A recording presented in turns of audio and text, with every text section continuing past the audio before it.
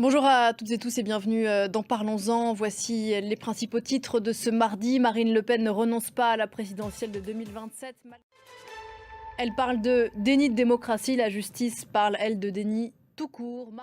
Les juges ont-ils rendu une décision politiquement motivée, comme l'affirme Marine Le Pen? Écoutez la réponse de l'un des plus hauts magistrats du pays, le procureur général, près la Cour de cassation.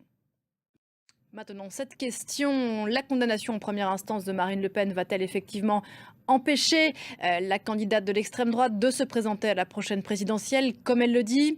Pas tout à fait, mais il y a plusieurs incertitudes à ce stade. D'abord, la date d'un éventuel procès en appel, le récit de nos confrères de France 2.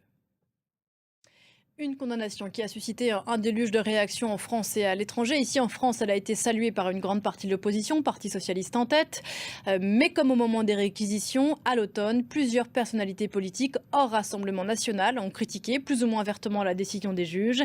L'actuel Premier ministre François Bayrou s'est dit troublé par l'énoncé du jugement, je cite. Même son de cloche du côté du Kremlin ou de l'extrême droite européenne, du Hongrois Viktor Orban au Néerlandais Geert Wilders.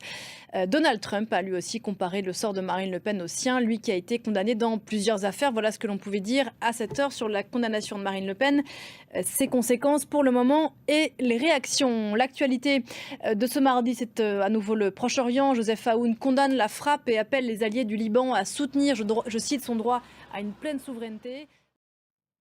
Une image de Cap Canaveral en Floride où a décollé tout à l'heure la fusée de la mission Fram2 de SpaceX.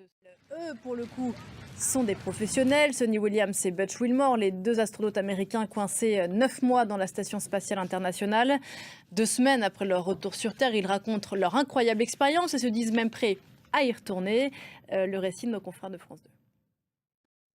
On se retrouve juste après ça.